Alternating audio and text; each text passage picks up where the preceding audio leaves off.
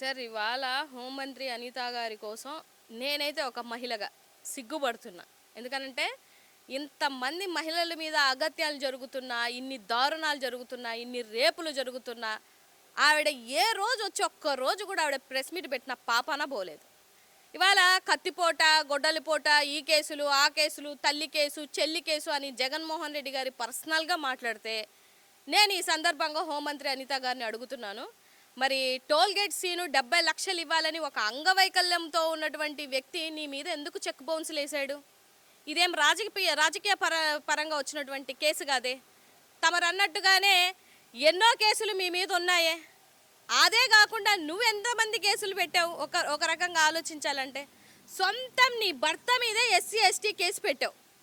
సొంతం తన భర్త మీద ఎస్సీ ఎస్టీ కేసు పెట్టినటువంటి నువ్వు రాజకీయ విలువల కోసం, రాజకీయాల కోసం మాట్లాడుతుంటే చాలా ఆశ్చర్యంగా ఉంది.